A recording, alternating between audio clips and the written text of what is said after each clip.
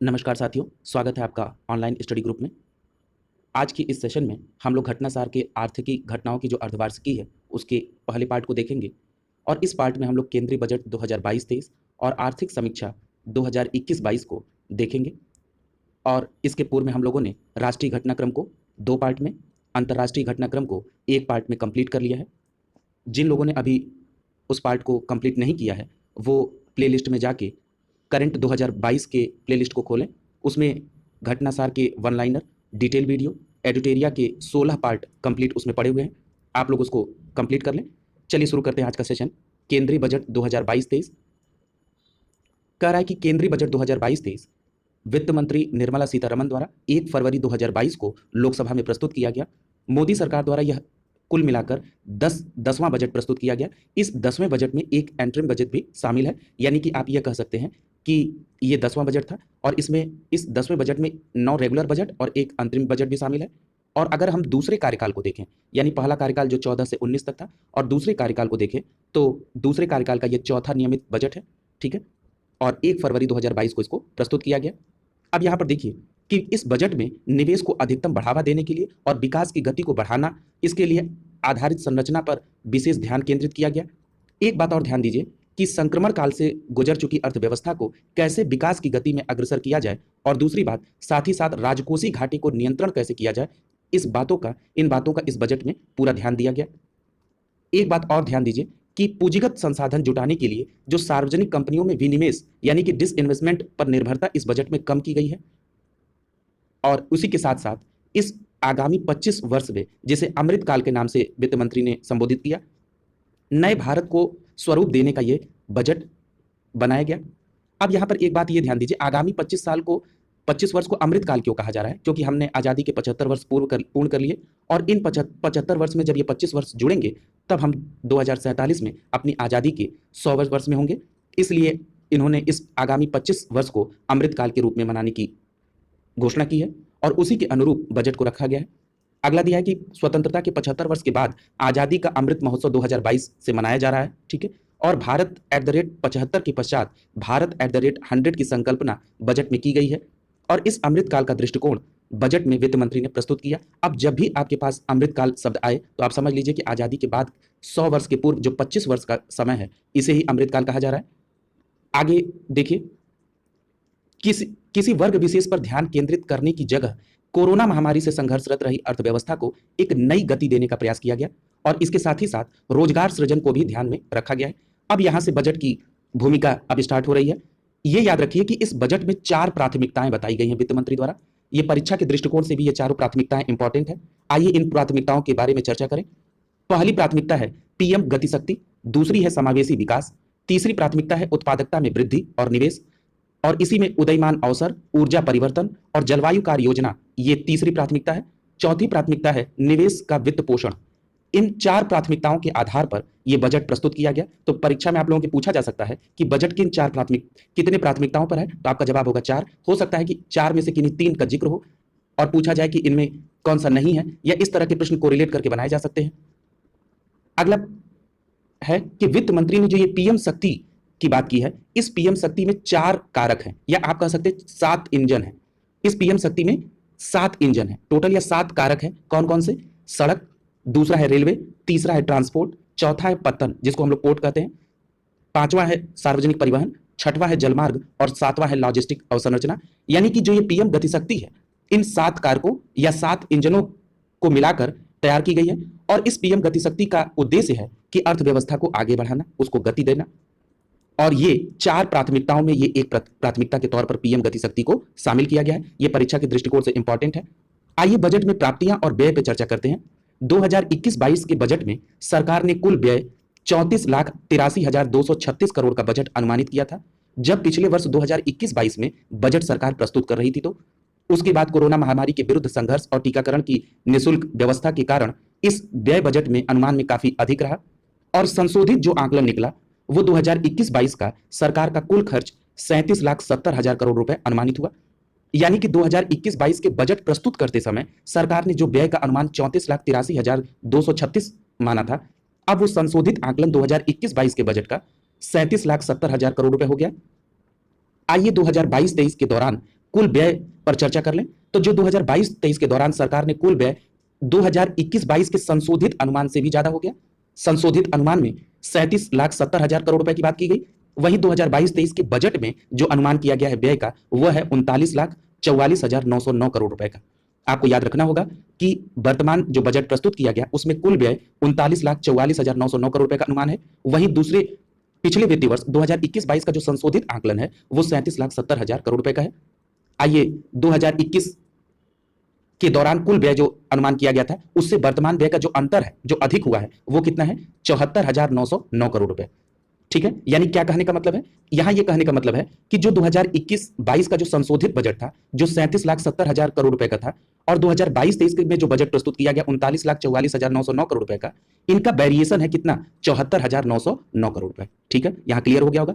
अब आगे देखिए, 2022-23 के प्रस्तावित जो बजट अनुमान है 39,44,909 करोड़ रुपए का, ये जो व्यय है, इस व्यय को अगर हम दो भागों में देखें कि राजस्व खाते में व्यय 31,94,663 करोड़ रुपए का, और वही पूंजीगत खाते में जो व्यय होगा वो 7,50,246 करोड़ रुपए का होगा। इन बातों को आपको ध्यान में रखना है। आगे देखिए, आगे दिया है अगले पॉइंट में कि संशोधित आंकलन में 2021-22 में जो पूंजीगत खाते में सरकार का कुल व्यय है वो इतना 6,02,711 करोड़ रुपए अनुमानित है। यहां इस पॉइंट में केवल एक बात आपको ध्यान रखना है कि 2022-23 में सरकार का जो पूंजीगत व्यय है वो 24.5% की वृद्धि हुई है 2021-22 की तुलना में। ठीक है, यानी इस पूरे मैटर में क्या याद रखना है कि 2022-23 में जो प्रस्तावित व्यय है 39,44,909 करोड़ रुपए, उसमें राजस्व में 31,94,663, पूंजीगत खाते में 7,50,246 करोड़ रुपए। और यहां पर यह ध्यान देना है कि इस प्रकार जो 2022-23 में सरकार का जो पूंजीगत व्यय है उसमें 24.25% का व्यय प्रस्तावित है। और आगे देखें तो 2022-23 में सरकार का जो कुल 39,44,909 करोड़ रुपए का जो प्रस्तावित व्यय है उसकी आपूर्ति कहां से होगी? तो 22,04,422 करोड़ रुपए राजस्व से प्राप्त होगा और शेष 17,40,487 करोड़ रुपए पूंजीगत प्राप्तियों से बजट को प्रस्ताव मिलेगा, मतलब ये प्राप्त होगा। अब आगे देखते हैं, यहां एक चार्ट बना हुआ है बजट सार का, आइए इसको समझते हैं, इससे चीजें और क्लियर हो जाएंगी। पहला दिया है कि राजस्व प्राप्तियां। अब सबसे चौथे कॉलम में आप देखिए जिसमें लिखा है 2022-23 का बजट अनुमान, उसमें दिया है कि जो राजस्व प्राप्तियां होंगी वो कितनी होंगी? 22,04,422 करोड़ रुपए। अब ये राजस्व प्राप्तियां कर राजस्व से इतना, कर भिन्न राजस्व इतना, उसको आपको ध्यान नहीं देना, बस आपको याद रखना है कि जो राजस्व प्राप्तियां होंगी उससे 22,04,422 करोड़ रुपए मिलेंगे। पूंजीगत प्राप्तियों से 17,40,487 करोड़ रुपए मिलेगा। वहीं अगर कुल प्राप्तियां देखा जाए यानी राजस्व प्लस पूंजीगत प्राप्तियां, तो आप देखेंगे 39,44,909 करोड़ रुपए होगा, जो कि कुल व्यय यानी कि 39,44,909 करोड़ रुपए जो अनुमानित है उसके बराबर होगा। ठीक है, अब यहां पर जो कुल प्राप्तियां 1+4 दिया हुआ है, 1+4 का मतलब कि राजस्व प्राप्ति और पूंजीगत प्राप्ति इनको जोड़कर कुल प्राप्ति। जहां कुल व्यय दिया है वहां पर आप 10+3 यानी जो राजस्व में व्यय होगा और 13 में दिया है जो पूंजीगत खाते के लिए जो व्यय होगा, इन दोनों का योग ही क्या होगा? कुल व्यय होगा। ठीक है, अब यहां पर आगे चलते हैं। एक चीज और, जो चौथा पॉइंट है जिसमें पूंजी प्राप्तियां हैं, जिसमें अन्य प्राप्ति दी हुई है, अन्य प्राप्ति के आप तीसरे और चौथे कॉलम को देखें जिसमें 2022-23 का जो बजट अनुमान है उसमें लिखा है अन्य प्राप्तियों में 65,000 करोड़ रुपए, और 2021-22 का जो तीसरा कॉलम है संशोधित अनुमान का उसमें लिखा है 78,000 करोड़ रुपए जो अन्य प्राप्तियों में यानी छठवें रो में। आप एक बात और ध्यान दे रहे होंगे, अभी आपने ये पढ़ा था कि सरकार जो है वो विनिवेश यानी जो सार्वजनिक कंपनियों में विनिवेश है यानी डी इन्वेस्टमेंट को कम करेगी, ये वही चीज है। यानी कि आप देख रहे होंगे कि 2021-22 के जो संशोधित अनुमान में 78,000 करोड़ रुपए है उसको 2022-23 के बजट अनुमान में 65,000 करोड़ कर दिया गया है। यही अन्य प्राप्तियां जो है वो सार्वजनिक कंपनियों में बजट के विनिवेश यानी डिस इन्वेस्टमेंट को दिखा रही है, और जो अभी हम लोगों ने पढ़ा है कि सरकार इसको कम करेगी, यहां कम करती हुई दिखाई दे रही है। ठीक है, आगे चलिए, हम लोगों ने कुल व्यय देख लिया है। अब आगे आता है जो परीक्षा के दृष्टिकोण से महत्वपूर्ण है कि राजस्व घाटा। राजस्व घाटा क्या कह रहा है? राजस्व घाटा में कह रहा है कि 10-1, यानी कि पहले तो समझ लीजिए कि राजस्व घाटा क्या होता है। राजस्व घाटे को इंग्लिश में रेवेन्यू डेफिसिट कहते हैं। राजस्व घाटा राजस्व व्यय और राजस्व प्राप्तियों के बीच का अंतर होता है। आप यहां पर दो शब्द देख रहे हैं, बहुत व्यवहारिक तौर पे समझिए इसको। राजस्व घाटा, दो शब्द है, राजस्व और घाटा। घाटा कब होता है? जब हमारी आमदनी से ज्यादा खर्च हो जाए तो वहां पे घाटा होगा, यानी हमने इसको उधार लेके पूरा किया होगा, यानी कि व्यय बढ़ेगा। किसका व्यय? राजस्व का। यानी हम ये कह सकते हैं कि राजस्व घाटा का मतलब यह है कि राजस्व व्यय ज्यादा होगा, उसमें से यदि हम राजस्व प्राप्तियां घटा दें तो जो अंतर प्राप्त होगा वही राजस्व घाटा होगा। अब आप लोग राजस्व घाटा समझ गए होंगे। इसका मतलब यह है कि सरकार आय से अधिक खर्च करे तो राजस्व घाटा हो जाएगा। ठीक है, अब यहां पर 17वें कॉलम में आप राजकोषीय घाटा भी देख रहे हैं। इन दोनों बातों को एक जगह समझ लें, फिर उसके बाद चार्ट की एनालिसिस करते हैं। राजकोषीय घाटे का अर्थ होता है फिजिकल डेफिसिट, इंग्लिश में बोलते हैं। इसका मतलब यह है कि सरकार का जो कुल व्यय है, कुल व्यय का मतलब पूंजीगत व्यय भी और राजस्व व्यय दोनों शामिल है, यानी टोटल एक्सपेंडिचर यानी टोटल व्यय, सरकार के कुल आय यानी टोटल इनकम के अंतर को राजकोषीय घाटा कहते हैं। यानी यहां पर भी घाटा लगा है, घाटा का मतलब व्यय ज्यादा होगा, इसका मतलब कुल व्यय में से यदि कुल आय को माइनस कर दिया जाए तो राजकोषीय घाटा का अंतर प्राप्त हो जाएगा। याद रखिएगा कि ये जो राजकोषीय घाटा है, सरकार इसी को कम करने के लिए प्रयास कर रही है। और एक बात और यहां पर आपको याद दिला दूं कि 2025 से 26 तक सरकार राजकोषीय घाटे को जीडीपी के 4.5 तक लाने का लक्ष्य है।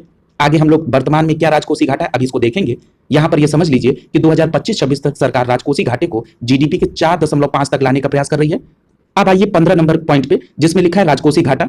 राजकोषीय घाटे के आप चौथे कॉलम में देख रहे होंगे जो 2022-23 के बजट में अनुमानित है। यहां पे आपको प्रतिशत वाले वैल्यू को ध्यान में रखना है परीक्षा के दृष्टिकोण से। यानी कि जो 2022-23 में जो राजकोषीय राजस्व घाटे का अनुमान है वो कितना है, 3.8%। ठीक है, 15वें पॉइंट में देखिए राजस्व घाटा, और सबसे अंतिम कॉलम में दिया है 3.8%। ये प्रतिशत की वैल्यू है, यानी 2022-23 के बजट में राजस्व घाटे का जो अनुमान है वो है 3.8%। वहीं बगल में 4.7 लिखा है, ये राजस्व घाटा जो 2021-22 का जो संशोधित बजट यानी संशोधित अनुमान है, ये उसकी वैल्यू है, यानी संशोधित अनुमान में इसको 4.7 माना गया है। और वहीं जो बगल में 5.1 लिखा हुआ है, उसका मतलब है कि 2021-22 में जो बजट का अनुमान था उसमें माना गया था कि 5.1 होगा, और जो संशोधित हुआ 2021-22 का बजट उसमें 4.7 आया, और 2022-23 का जो बजट अनुमान है उसमें राजस्व घाटा 3.8 अनुमानित है। ये प्रतिशत परीक्षा के दृष्टिकोण से बहुत इंपॉर्टेंट है। ये 15 पॉइंट, 16 और 17 इन और 18 परीक्षा के दृष्टिकोण से ये प्रतिशत के लिहाज से इंपॉर्टेंट है। अगला है प्रभावी राजस्व घाटा। प्रभावी राजस्व घाटा में यदि राजस्व घाटे में से हम पूंजीगत परिसंपत्तियों के सृजन को माइनस कर दें तो प्रभावी राजस्व घाटा निकलता है। प्रभावी राजस्व घाटा 2022-23 के बजट में 2.6 अनुमानित है।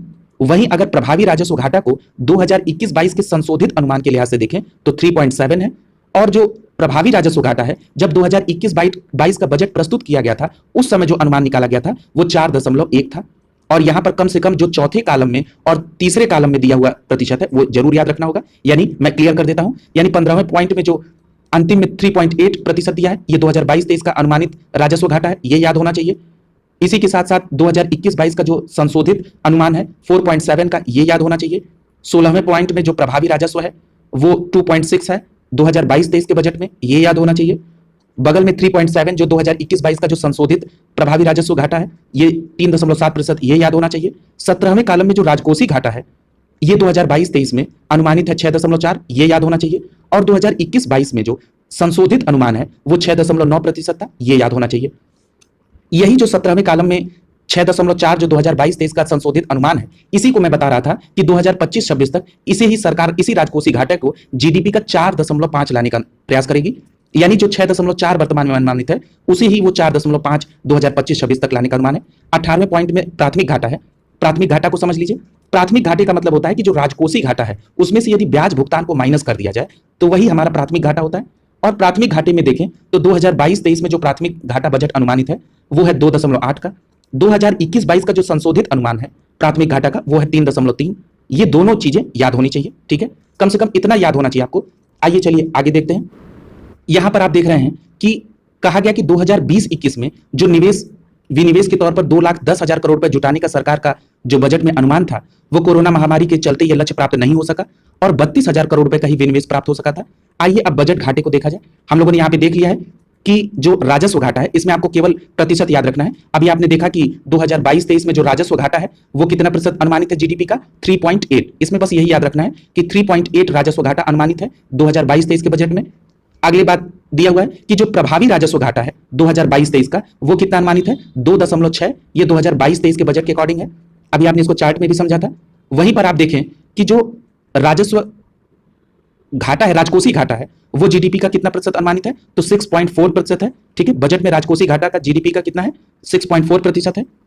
वहीं आप ध्यान दें तो कोरोना महामारी के कारण जो भारी खर्च हुए उसके कारण 2020-21 के बाद 2021-22 में भी राजकोषीय घाटा उच्चतम स्तर पर है। ठीक है, आगे देखिए, कह रहा है कि जीडीपी में जो 2020-21 में जो जीडीपी का 9.2% तक पहुंच गया था, वहीं 2021-22 में जीडीपी का 6.9 संशोधित राजकोषीय घाटा है। ठीक है, और जो वर्तमान समय में इस बजट में अनुमानित है वो कितना है, 6.4 है। अभी हम लोगों ने चर्चा की थी इसकी। अब एक बात आपने प्राथमिक घाटा के तौर पर देख लीजिए कि जो प्राथमिक घाटा है वो इस बजट में कितना है, 2.8% अनुमानित है। ठीक है, और वहीं वो दे रहा है कि जो संशोधित आकलन है पिछले वर्ष के बजट का 2021-22 का, उसमें 3.3% है। इन सभी आंकड़ों को अभी आपने चार्ट में देख लिया है। ठीक है, आइए अब एक सब्सिडी से रिलेटेड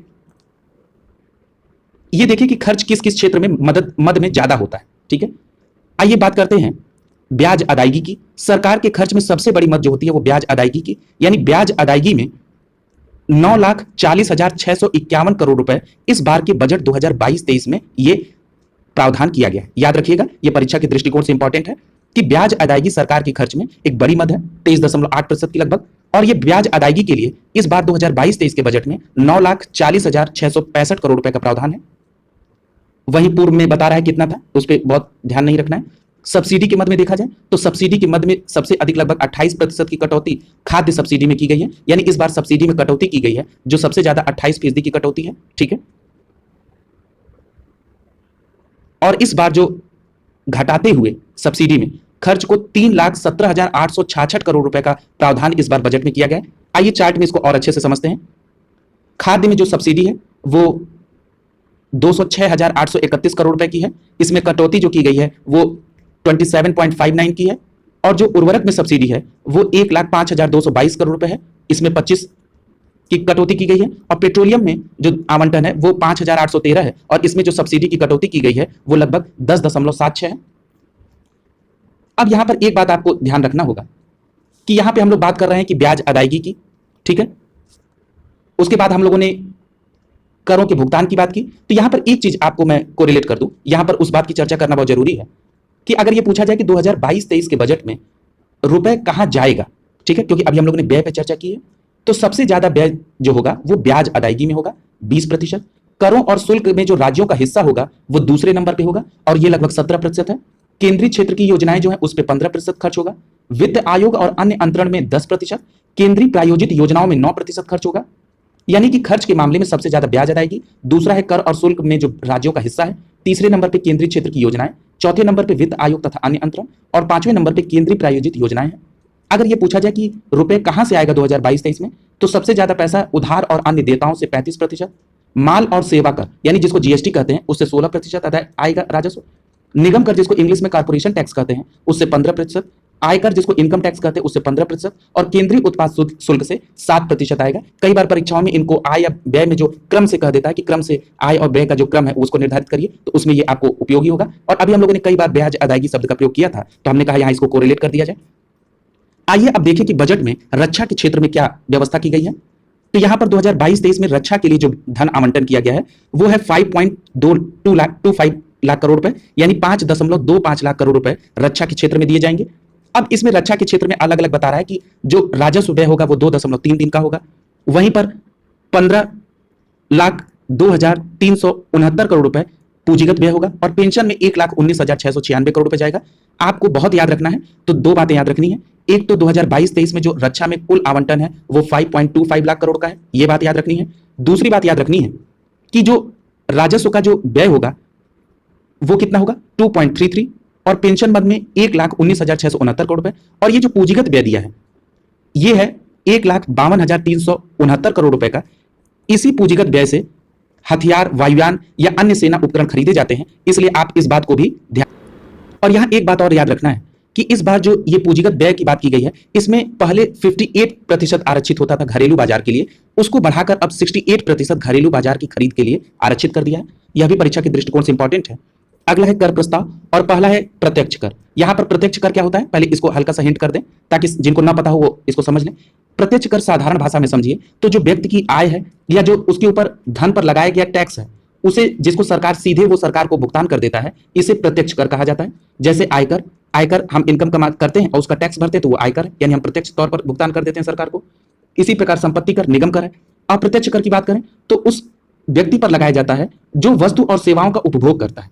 और सरकार को ये पेमेंट जो है इस टैक्स का वो अप्रत्यक्ष तरीके से भुगतान करता है। जैसे सेवा कर और बिक्री कर जैसे जीएसटी लगती है, यानी कि आपने कोई सामान खरीदा, सपोज दैट आपने कोई बुक खरीदी और उस पर कोई टैक्स लगा, तो ये आपने उस बुक का आप उपभोग करेंगे, आप पढ़ेंगे, आपने उसको परचेज किया, यानी आपने टैक्स पेड किया। लेकिन आपने टैक्स किसको दिया? डायरेक्ट सरकार को तो दिया नहीं, आपने उस दुकानदार के माध्यम से सरकार को एट लास्ट वो टैक्स जाएगा। इसका मतलब यह है कि यह अप्रत्यक्ष टैक्स के तौर पर देखा जाएगा। ठीक है, इस बात को आपको ध्यान में रखना है। आगे देखिए, कह रहा है कि बजट 2022-23 में आयकर के ढांचे में कोई परिवर्तन नहीं किया गया। ठीक है, इस बात को भी याद रखिएगा। और एक बात और याद रखिएगा कि जो स्वतंत्रता के जो 25 वर्ष कंप्लीट हो गए हैं, 75 वर्ष सॉरी, उस 75 वर्ष में 75 वर्ष की अधिक आयु के जो पेंशन भोगी वरिष्ठ नागरिक हैं, जिनकी आय पेंशन के अतिरिक्त केवल ब्याज से है, उनको आयकर की विवरणिका तालिका में छूट पिछले वर्ष ही दे दी गई थी। ठीक है, यानी पेंशन के अतिरिक्त यदि उनकी आय का स्रोत केवल ब्याज होगा तो उनसे टैक्स नहीं लिया जाएगा। एक बात और याद रखिएगा कि इस वर्ष जो प्रत्यक्ष करों के मामले में नई व्यवस्था बजट में की गई है, वो क्या की गई है कि सरकार आयकर दाताओं को अब असेसमेंट ईयर के 2 वर्ष तक अपनी आय के संशोधित विवरण यानी अपडेटेड रिटर्न को जमा करने की अनुमति देगी। ऐसा उन्हीं मामलों में हो सकेगा जब करदाता कुछ आय दर्शाने में छूट गया हो या कुछ और कर जमा करना हो उसको, तभी वो असेसमेंट ईयर में 2 वर्ष तक का संशोधन का प्रावधान किया गया है। इस बात को भी याद रखिएगा। दूसरी बात यह याद रखनी है कि जो सरकारी सहकारी समितियां हैं, उसमें जो वैकल्पिक आयकर है यानी कि मिनिमम अल्टरनेट टैक्स का जो भुगतान है वो 18.5% की दर से करना होता है, जबकि कंपनियों के मामले में यह दर 15% है। यानी कि आप यह कह सकते हैं कि मैट कितना है 18.5, वहीं कंपनियों को 15.5 की दर से भुगतान करना होगा। अब उसको इस बजट में दोनों कर को समान कर दिया गया है। अब सहकारी समितियों के लिए जो मैट है उसकी भी दर को 15% कर दिया गया है। यह परीक्षा में प्रश्न पूछा जा सकता है। इस प्रकार आप निष्कर्ष के तौर पर यह कह सकते हैं कि जो सहकारी समितियों के लिए जो वैकल्पिक आयकर था, जिसको मैट कहते हैं, मिनिमम अल्टरनेट टैक्स, उसको अब 18.5 से घटाकर 15% कर दिया गया है, जो कि कंपनियों के मामले में 15% के अब इक्वल हो गया है। ठीक है, अगला देखिए, कह रहा है कि जिन सहकारी समितियों की आय 1 करोड़ से अधिक है लेकिन 10 करोड़ से कम है, उनके ऊपर जो सरचार्ज है वो 12% से घटाकर 7% कर दिया है। यह भी बात आपको ध्यान में रखना होगा। एक बात और ध्यान में रखना है कि जो केंद्र सरकार ने अपने कर्मचारियों के वेतन के जो 14% भाग को राष्ट्रीय पेंशन मद में योगदान के लिए कटौती स्वीकार करती है, वहीं राज्य सरकार के कर्मियों को वेतन का 10% ऐसी कटौती की गणना स्वीकार किया जाता है। अब इन राज्य सरकार के कर्मचारियों को भी अब 10% की जगह पर उनका भी 14% एनपीएस में कटौती होगी, नेशनल फंड स्कीम में अब उनकी भी 14% होगी, यानी सेंट्रल गवर्नमेंट के साथ राज्य सरकार की भी 14% कटौती का अब बजट में इसमें प्रावधान कर दिया गया है। अगला देखिए कि 31 मार्च 2022 से पहले स्थापित पात्र स्टार्टअप को उनकी स्थापना के 10 वर्ष तक लगातार 3 वर्ष के लिए छूट का लाभ पहले से दिया गया था। अब इसकी अवधि को बढ़ा दिया गया है। अब ये 31 मार्च 2022 से 31 मार्च 2023 से पहले जो लोग स्टार्टअप लगाएंगे उनको 10 वर्षों तक लगातार 3 वर्ष तक उनको कर में छूट का लाभ मिलेगा। ठीक है, यानी कि जिन्होंने स्थापना के 10 वर्ष तक अगर आप देखें तो वो लगातार 3 वर्ष जो है छूट ले सकेंगे। इसकी डेडलाइन पहले 31 मार्च 2022 थी, अब उसको बढ़ाकर 31 मार्च 2023 कर दिया गया है। अगला देखिए, कह रहा है कि जो ये प्रश्न बहुत इंपॉर्टेंट है, दूरगामी महत्व को देखते हुए बजट में वर्चुअल डिजिटल परिसंपत्ति यानी कि जो वर्चुअल डिजिटल एसेट्स हैं उनकी लेन देन की पर जो आय होगी उस पर 30% टैक्स का प्रावधान किया गया है। यह प्रश्न परीक्षा के दृष्टिकोण से काफी इंपॉर्टेंट है। यदि मैं पेपर सेटर रहता तो मैं इस प्रश्न को जरूर डालता कि विजुअल डिजिटल एसेट्स के जो लेन देन पर जो इनकम होगी उस पर कितने प्रतिशत का बजट में प्रावधान किया गया टैक्स का, तो आपका जवाब होगा 30%। इसी तरह एक बात और आपको याद रखनी होगी कि इसमें जो क्रिप्टो करेंसियों के लेन देन पर जो आयकर है वो अब आयकर के दायरे में आ गई है और वर्चुअल डिजिटल परिसंपत्तियों के उपहार पर भी प्राप्तकर्ता को यह कर देना होगा। इस बात को भी याद रखिएगा। अगला शेयर की बात करेंगे। इसमें इक्विटी शेयर और यूनिट्स पर जो दीर्घकालिक पूंजीगत लाभ था उसे 15% सरचार्ज देना होता था, और जबकि अन्य पूंजीगत लाभों पर सरचार्ज 37% था। आगे इस बार व्यवस्था में बजट में जो अन्य दीर्घकालिक पूंजीगत लाभ हैं उन पर भी सरचार्ज 15% का अनुमान बजट में कर दिया गया है। इसको मैं और सिंप्लीफाई कर देता हूं। यह कहा जा रहा है कि जो इक्विटी शेयर और यूनिट्स पर जो दीर्घकालिक पूंजीगत लाभ पर जो सरचार्ज लगता था वो कितना लगता था 15%, और अन्य दीर्घकालिक पूंजीगत लाभों पर सरचार्ज 37% लगता था। इस बजट में उसको 37% से 15% कर दिया गया है। यानी कि आप सरल भाषा में यह कह सकते हैं कि इक्विटी शेयर और यूनिट्स पर जो दीर्घकालिक लाभ पर जो पूंजीगत लाभ पर जो सरचार्ज था 15%, अब वो अन्य दीर्घकालिक पूंजीगत लाभों पर भी सरचार्ज 37 से घटाकर 15% ही लगेगा। ये बजट में प्रावधान किया गया। ये बात भी परीक्षा के दृष्टिकोण से इंपॉर्टेंट है।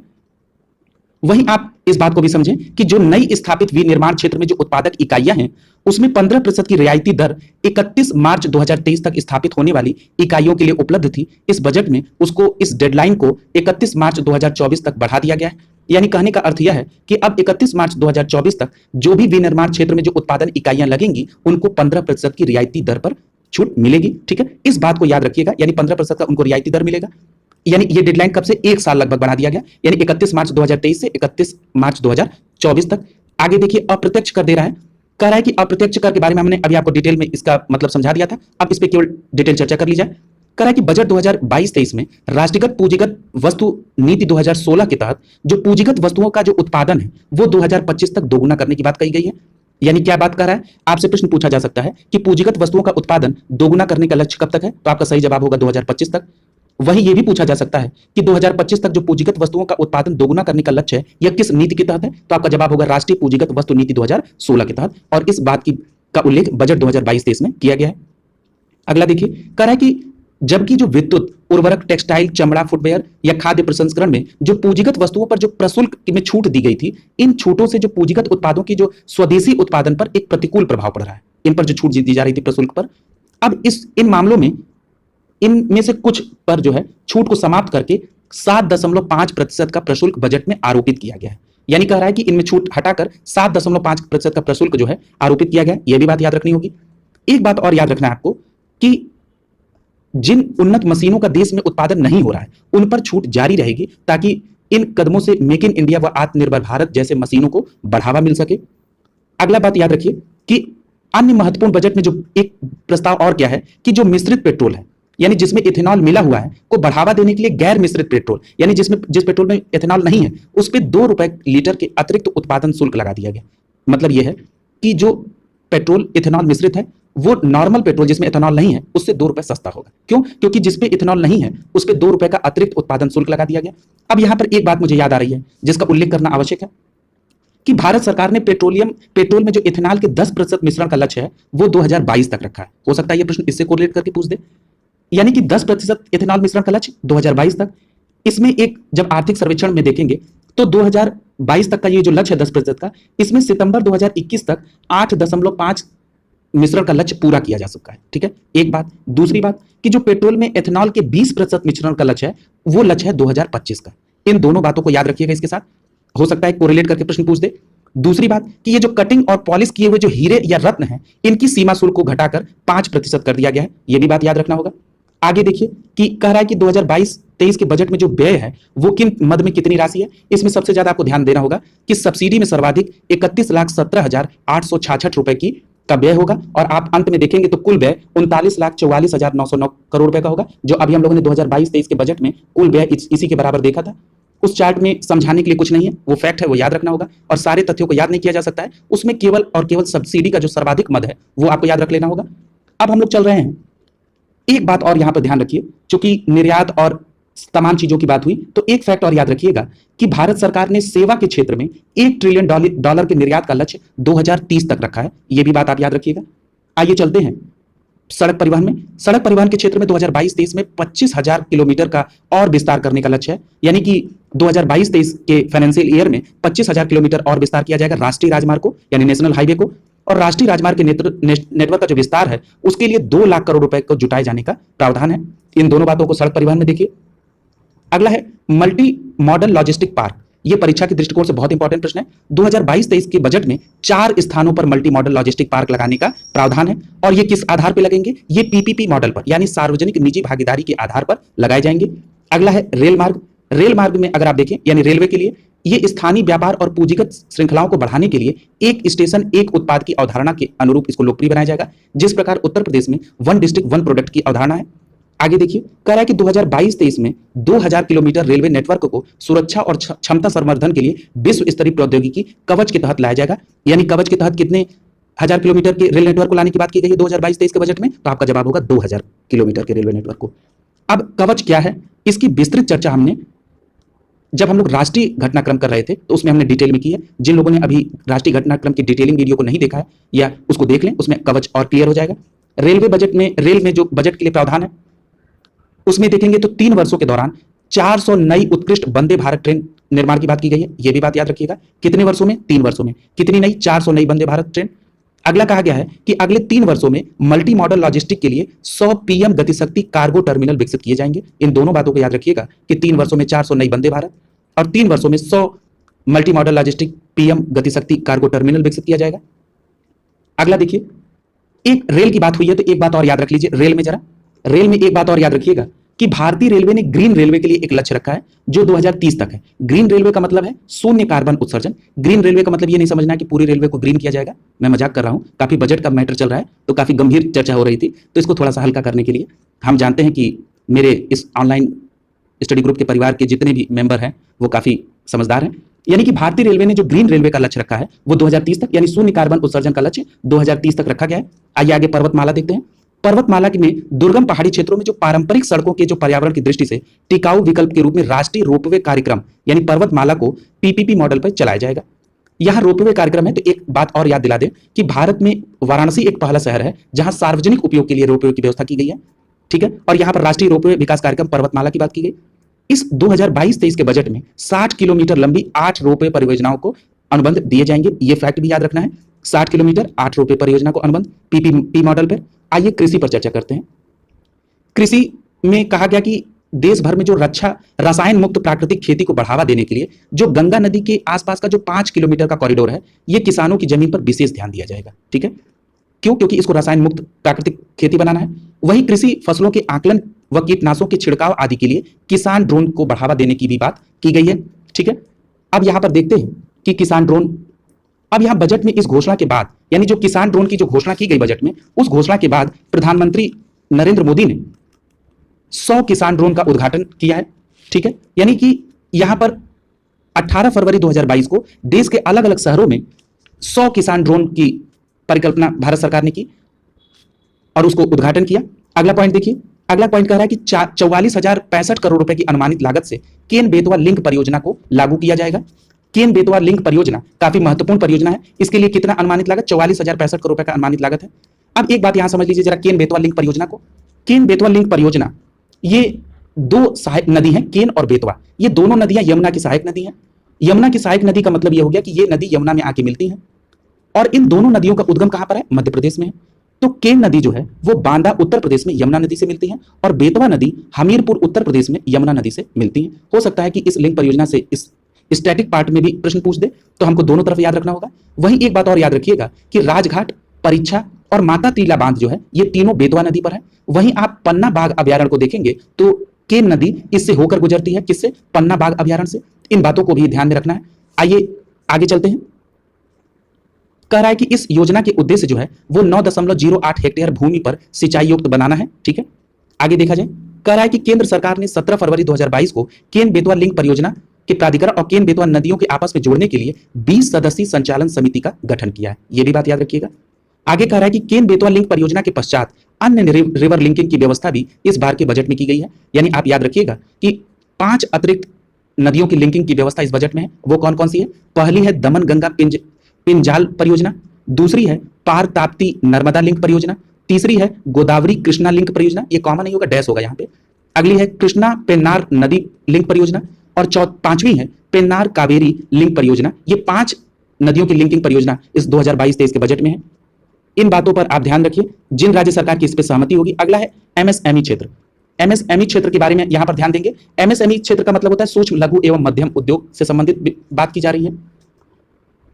यहां पर देखिए सूक्ष्म और लघु उद्योग में कि उद्यम ई श्रम और नेशनल कैरियर सर्विस और असीम पोर्टल को आपस में जोड़ दिया जाएगा। यानी उद्यम को, ई श्रम को, नेशनल कैरियर सर्विस को और असीम पोर्टल को आपस में जोड़ दिया जाएगा। एक बात और याद रखिएगा कि 130 लाख एमएसएमई को आपातकालीन क्रेडिट लिंक गारंटी योजना, जिसका शॉर्ट फॉर्म है ईसीएलजीएस, के अतिरिक्त ऋण प्रदान किया जाएगा। यानी इनको अतिरिक्त के तहत अतिरिक्त ऋण दिया जाएगा। किसके तहत? क्रेडिट लिंक गारंटी योजना के तहत इनको अतिरिक्त ऋण दिया जाएगा। कितने एमएसएमई को? 130 लाख एमएसएमई को, ठीक है। और इस योजना को, यानी जो ईसीएलजीएस परियोजना है, यानी emergency credit link guarantee scheme जो है, इसको मार्च 2023 तक बढ़ाया जाएगा। अगला है कि ईसीएलजीएस के तहत गारंटी कवर को 50,000 करोड़ रुपए से बढ़ाकर 5 लाख करोड़ रुपए तक किया गया है। यह परीक्षा के दृष्टिकोण से काफी इंपॉर्टेंट है। याद रखिएगा कि जो आपातकालीन लिंक गारंटी योजना है, जिसका शॉर्ट फॉर्म ईसीएलजीएस है, इसमें जो कवर गारंटी थी इसको 50,000 करोड़ से बढ़ाकर 5 लाख करोड़ रुपए किया गया है। परीक्षा के दृष्टिकोण से इंपॉर्टेंट है। एक बात और याद रखिएगा कि सूक्ष्म और लघु उद्यमों को सूक्ष्म और लघु उद्यम क्रेडिट गारंटी ट्रस्ट के तहत 2 लाख रुपए का अतिरिक्त ऋण उपलब्ध कराया जाएगा। यह भी इंपॉर्टेंट है। अगला है कि raising and accelerating MSME performance कार्यक्रम के तहत 6000 करोड़ रुपए का परिव्यय शुरू किया जाएगा। यह भी याद रखना है आपको। अगला देखिए,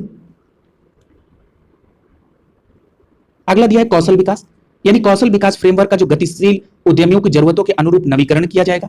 एक बात ये इंपॉर्टेंट महत्वपूर्ण है परीक्षा के दृष्टिकोण से कि ऑनलाइन प्रशिक्षण के माध्यम से नागरिकों के कौशल सशक्तिकरण के लिए डिजिटल इकोनॉमिज्म, ठीक है, digital ecosystem for skilling and livelihood शुरू किया जाएगा। यानी ये कह रहा है कि नागरिकों को कौशल प्रशिक्षण देने के लिए digital ecosystem for skilling and livelihood को शुरू किया जाएगा, जिसको कहा गया देश स्टैक यानी DESHSTAC के ई पोर्टल। याद रखिएगा, हो सकता है इसी का नाम देके सीधे पूछ लिया जाए कि ये किस लिए उपयोग होगा, तो याद रखिएगा नागरिकों को डिजिटल कौशल सशक्तिकरण के लिए देश स्टैक ई पोर्टल शुरू किया गया, DESHSTAC के ई पोर्टल। अगला ध्यान दीजिए, ड्रोन शक्ति की सुविधा और सेवा के रूप में ड्रोन एज अ सर्विस, जिसको DRAAS स्टार्टअप को बढ़ावा दिया जाएगा। इस बात को भी याद रखिएगा, हो सकता है आपसे पूछ दिया जाए DRAAS का संबंध किससे है, तो ड्रोन शक्ति की सुविधा और सेवा को बढ़ाने के लिए, याद रखिएगा। अगला है शिक्षा। शिक्षा के क्षेत्र में देखते हैं, शिक्षा में कहा गया कि PM ई विद्या के एक कक्षा के एक टीवी चैनल कार्यक्रम का विस्तार कर 12 से 200 टीवी चैनलों तक किया जाएगा। ठीक है, यानी जो पहले एक कक्षा से 12 कक्षा तक एक कक्षा एक टीवी चैनल था, अब इसको 12 से बढ़ाकर 200 टीवी चैनलों तक किया गया है। इसमें राज्य कक्षा 1 से लेकर 12 तक के क्षेत्रीय भाषाओं के अनुरूप जो शिक्षा प्रदान करने की व्यवस्था कर सकेंगे। अगला है कि व्यावसायिक पाठ्यक्रमों में महत्वपूर्ण चिंतन कौशल को बढ़ाने के लिए 2022-23 में विज्ञान और गणित के लिए 750 वर्चुअल प्रयोगशालाएं और प्रभावी शिक्षा वातावरण के लिए 75 कौशल ई प्रयोगशालाएं स्थापित किया जाएगा। यह परीक्षा के दृष्टिकोण से इंपॉर्टेंट है। याद रखिएगा कि 750 वर्चुअल प्रयोगशालाएं और 75 कौशल ई प्रयोगशालाएं स्टैब्लिश की जाएंगी। डिजिटल शिक्षकों के माध्यम से उच्च गुणवत्ता की ई शिक्षण सामग्री विकसित करने पर भी जोर दिया जाएगा, ताकि ज्यादा से ज्यादा लोगों तक शिक्षा की उच्च गुणवत्ता व्यवस्था को पहुंचाया जा सके। अगला है कि देश भर में विद्यार्थियों द्वारा के लिए व्यक्तिगत सीखने के अनुभव के लिए विश्व स्तरीय गुणवत्ता का एक डिजिटल विश्वविद्यालय भी स्थापना की जाएगी। यह भी व्यवस्था इस बार के बजट में की गई है। आगे चलते हैं स्वास्थ्य। स्वास्थ्य पर कोरोना महामारी के कारण विशेष जोर दिया जा रहा है। आइए इस पर ध्यान देते हैं। कोरोना महामारी में सभी आयु वर्ग के लोगों को मानसिक स्वास्थ्य की समस्या बढ़ी है। इसको ध्यान में रखते हुए एक नेशनल टेलीमेंटल हेल्थ प्रोग्राम शुरू किया गया है।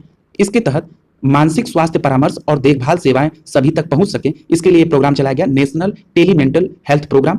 दूसरी बात ध्यान रखिए कि इसमें 23 उत्कृष्ट टेलीमेंटल हेल्थ सेंटर्स का नेटवर्क होगा, जिसमें national institute of medical health and neuro science एक नोडल सेंटर के तौर पर काम करेगा।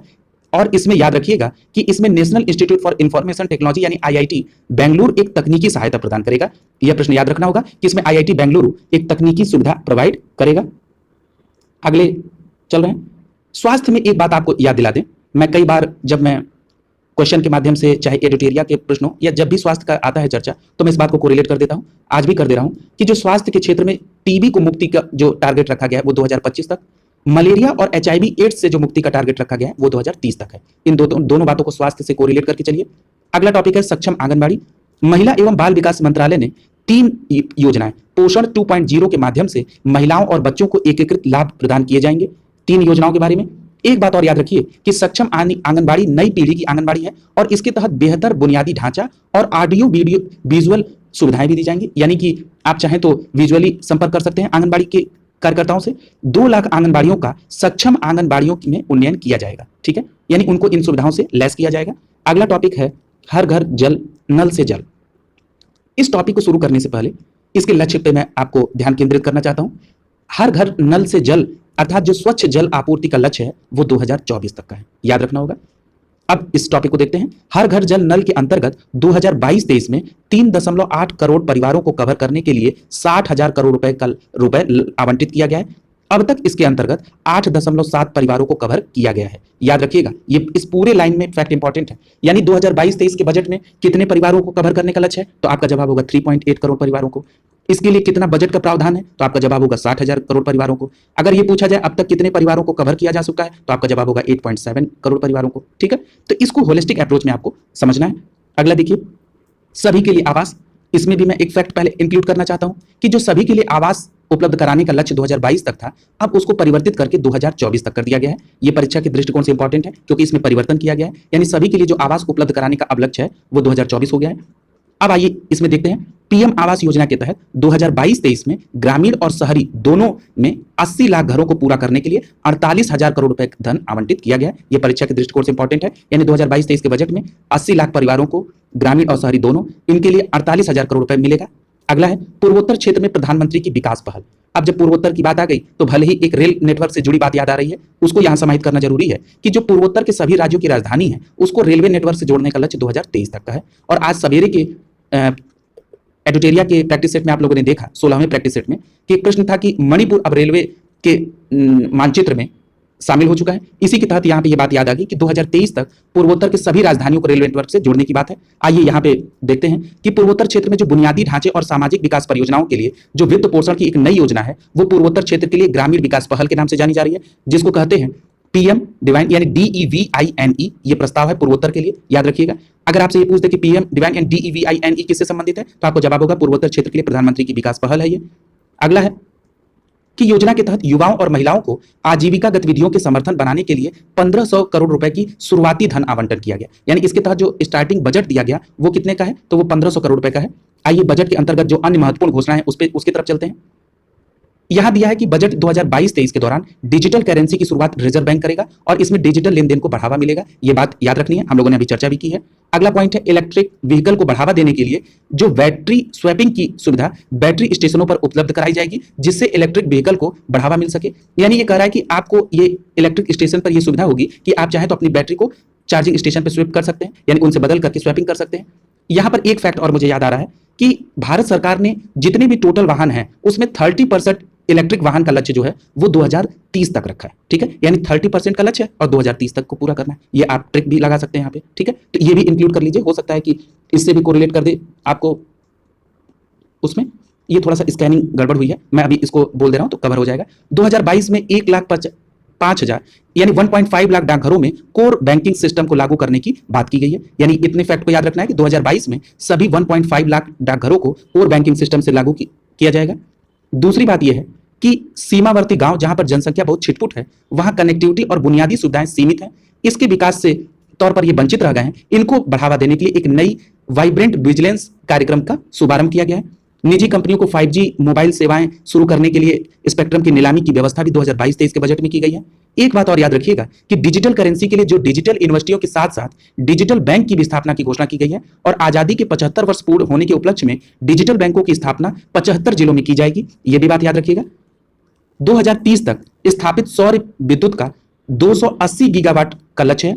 यानी क्या कर रहा है कि 2030 तक स्थापित सौर विद्युत का 280 गीगावाट का लक्ष्य है, जो उच्च दक्षता सौर मॉड्यूल के निर्माण हेतु उत्पादन में जुड़े प्रोत्साहन करने के लिए 19,500 करोड़ रुपए का अतिरिक्त आवंटन किया गया है। यानी कि इस सौर विद्युत लक्ष्य जो 280 गीगावाट का 2030 तक का है, इसको समर्थन करने के लिए, इसको कंप्लीट करने के लिए इस बार बजट में 19,500 करोड़ रुपए का धन अतिरिक्त आवंटन किया गया है। अब आगे चलते हैं।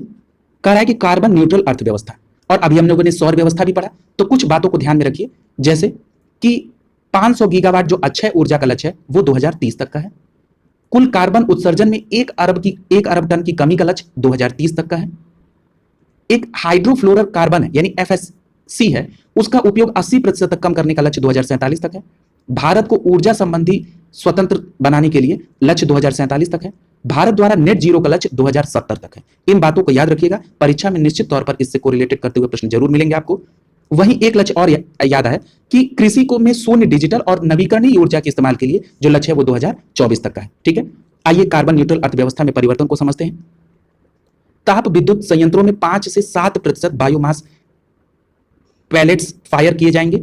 इसके परिणाम स्वरूप जो 38 मिलियन टन जो कार्बन डाइऑक्साइड है उसका बचाव होगा। किसानों को अतिरिक्त आय और स्थानीय लोगों को रोजगार मिल सकेगा और खेतों में पराली जलाने से रोकने में भी मदद मिलेगी। ठीक है, इसके लिए क्या योजना चलाई जा रही है? ताप विद्युत संयंत्रों में 5 से 7% बायोमास पैलेट्स फायर की व्यवस्था की जाएगी। ठीक है, जिससे 38 मिलियन टन कार्बन डाइऑक्साइड की बचत होगी, ये वायुमंडल में नहीं जाएगी। अगला है बजट के महत्वपूर्ण बिंदु। पहला है कि हरित बुनियादी ढांचे को सुधारने के लिए सॉवरेन ग्रीन बॉन्ड जारी किया जाएगा। याद रखिएगा, एक सॉवरेन ग्रीन बॉन्ड जारी करने की बात की गई है, ये हरित बुनियादी ढांचे को सुधारने के लिए। अगला है कि बजट 2023 को अंतर्राष्ट्रीय कदम वर्ष घोषित किया गया है।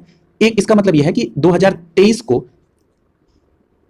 बजट में इसको मोटे अनाज के वर्ष के तौर पर लिया गया है।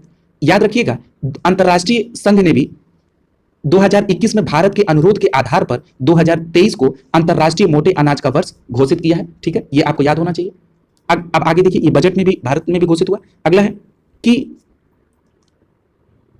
22.8 लाख करोड़ रुपए की कुल अनुमानित प्राप्तियों की तुलना में अगले वित्तीय वर्ष में कुल व्यय 39.45 लाख करोड़ का था। ये बात याद रखना है। अब ये बजट में समराइज कर रहा है।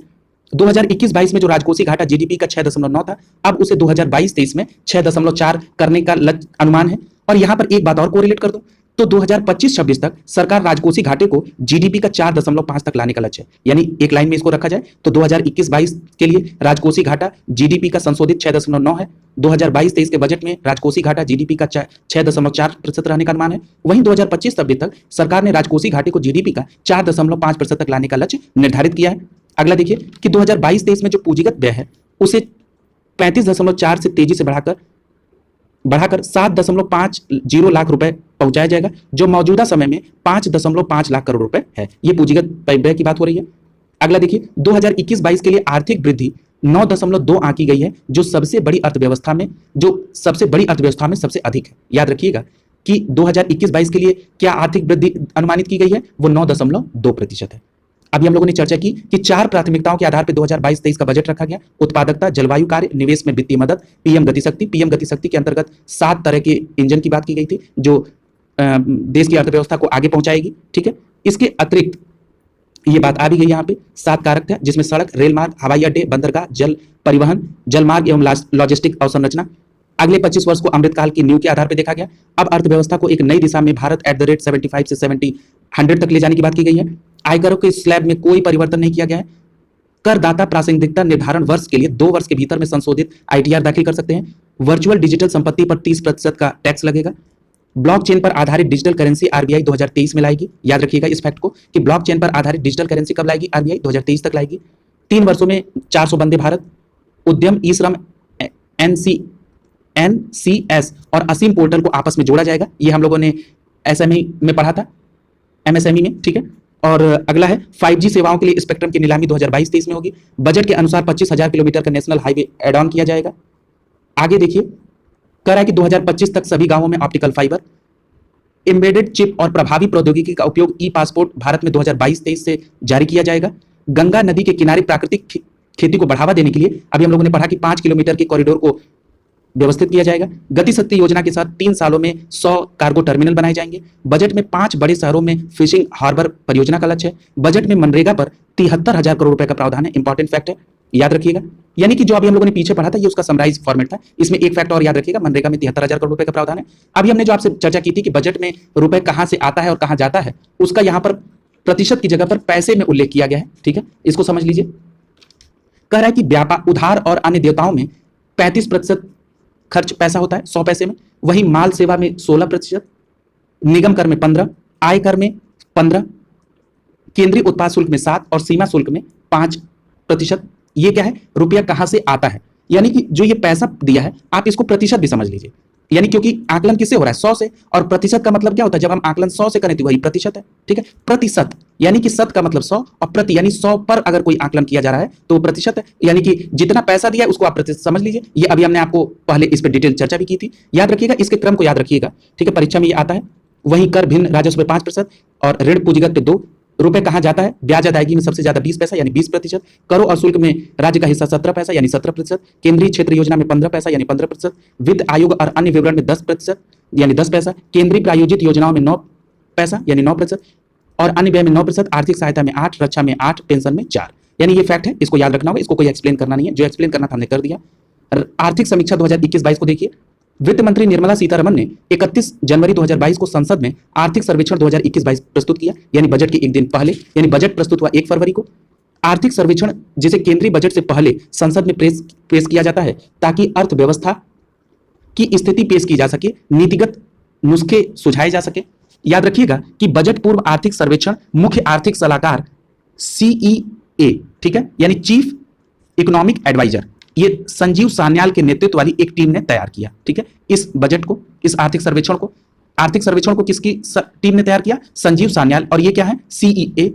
याद रखिएगा कि कुछ दिन पहले ही केंद्र ने अर्थशास्त्री V अनंत नागेश्वरन को एक नए CEA के तौर पर नियुक्त किया है। यानी जो आर्थिक सर्वेक्षण प्रस्तुत किया गया 21-22 का, उस समय कौन मुख्य आर्थिक सलाहकार थे, संजीव सान्याल। अब एक नई नियुक्ति कर दी गई है CEA पर, वो किसकी कर दी गई है? वो वी अनंत नागेश्वर की कर दी गई है। ठीक है, यानी सीईए का मतलब क्या होगा? चीफ इकोनॉमिक एडवाइजर की बात की जा रही है। अगला देखिए कि आर्थिक सर्वेक्षण वित्त मंत्रालय द्वारा एक वार्षिक दस्तावेज होता है जो पिछले 12 महीनों में देश की आर्थिक प्रगति और मुद्दे की समीक्षा की जाती है। सर्वेक्षण में सरकार द्वारा शुरू की गई प्रमुख विकासात्मक योजनाओं का क्रियान्वयन के संदर्भ में जानकारी दी जाती है और क्या प्रभाव पड़ा उसके बारे में भी चर्चा होती है। इसमें तमाम मुद्रा कोष, व्यापार मुद्रास्फीति, रोजगार, तमाम चीजों पर प्रकाश डाला जाता है। एक फैक्ट परीक्षा के दृष्टिकोण से इंपॉर्टेंट है कि पहला आर्थिक सर्वेक्षण 1950-51 में पेश किया गया। हालांकि 1964 तक इसे बजट के साथ प्रस्तुत किया जाता था। अब 1964 के बाद बजट के अतिरिक्त इसे एक दिन पहले प्रस्तुत किया जाता है। आर्थिक समीक्षा का सबसे पहले अध्याय में अर्थव्यवस्था की स्थिति पर प्रकाश डालते हुए कोविड-19 महामारी के 2 वर्ष के दौरान वायरस के अलग अलग वेरिएंट के आने से जो आपूर्ति श्रृंखला यानी सप्लाई चेन बाधित हुई है, उस पर उन्नत और उभरती हुई अर्थव्यवस्था में मुद्रास्फीति की वापसी के कारण वैश्विक अर्थव्यवस्था में एक अनिश्चितता की स्थिति पर चर्चा की गई। वहीं 2020-21 की दूसरी छमाही में निरंतर सुधार हुआ और 2021-22 की जीडीपी में 9.2 के अग्रिम अनुमान वृद्धि का अनुमान है। इस बात को अभी हम लोगों ने पूर्व में भी देखा था, यहाँ इसको याद रखना है। याद रखिएगा कि इस संदर्भित वर्ष में कृषि क्षेत्र में 3.9% का और उद्योग में 11.8%, सेवा क्षेत्र में 8.2% की वृद्धि के चलते ओवरऑल जीवीए में 8.6% की वृद्धि राष्ट्रीय सांख्यिकी कार्यालय यानी एनएसओ द्वारा पहले अग्रिम अनुमान है। ठीक है, यहां पे बात हुई है जीवीए की। ठीक है, तो जीवीए क्या होता है? जीवीए का मतलब होता है ग्रॉस वैल्यू एडेड, यानी हिंदी में इसे सकल मूल्य संवर्धन कहते हैं। ये किसी भी देश की अर्थव्यवस्था में सभी क्षेत्रों यानी प्राथमिक क्षेत्र, द्वितीयक क्षेत्र, तृतीयक क्षेत्र द्वारा कुल अंतिम वस्तुओं और सेवाओं के द्वारा जो उत्पादन मौद्रिक मूल्य है उसको जीवीए कहते हैं। जरा और सिंप्लीफाई कर देते हैं कि जीवीए से किसी भी अर्थव्यवस्था में कुल निष्पादन या आय का पता लगाया जा सकता है। इसको व्यवहारिक उदाहरण में समझिए। मान लीजिए आप कोई किताब 100 रुपए की लेके आए, यानी उस किताब की बिक्री 100 रुपए की हो रही है। जो पब्लिकेशन है या जो उसको पुस्तक को छाप रहा है उसने उस पर 80 रुपए का इनपुट या जो उसकी कच्चे माल की कीमत जैसे पेपर, इंक में वो 80 रुपए खर्च करता है टोटल, तो यहां पर जीबीए का संग्रहण 20 रुपए माना जाएगा। ठीक है, अब आप जीबीए को समझ गए होंगे और इस प्रतिशत को भी यहां पर देख लिया आपने। आगे देखिए, इस वृद्धि के चलते समीक्षा में बताया गया कि देश की जो आर्थिक उत्पादन स्तर है वो 2019-20 के कोविड स्तर को पार कर जाएगा। अब एक बात और आपको याद रखना है यहां पर, हाँ, ये चार्ट में आप लोगों को देखना है। चार्ट में एक चीज का जिक्र है कि 2019-20 की तुलना में अगर उत्पादन को देखें तो कृषि और वन क्षेत्र में जो उत्पादन है वो क्या है, वो आप देखेंगे कि 2021-22 में जीबीए वृद्धि जो पहले अग्रिम अनुमान है वो कितना है? 3.9 है। यदि हम 2019 से 2020 की तुलना करें तो इसमें उत्पादन प्रतिशत कितना है? 107.7%। ये इंपॉर्टेंट है। उद्योग में देखिए तो उद्योग में 11.8 है, वहीं 2019-20 की तुलना में 104% का उत्पादन में वृद्धि है। ठीक है, तो इस बात को याद रखना है। सेवा क्षेत्र इंपॉर्टेंट है, इसमें 8.2 है और उधर 99.2% है। ठीक है, इस प्रकार ये 3 फील्ड काफी इंपॉर्टेंट थे जिसको आपने देख लिया। आगे है जीबीए में विभिन्न क्षेत्रों में उत्पादन में योगदान।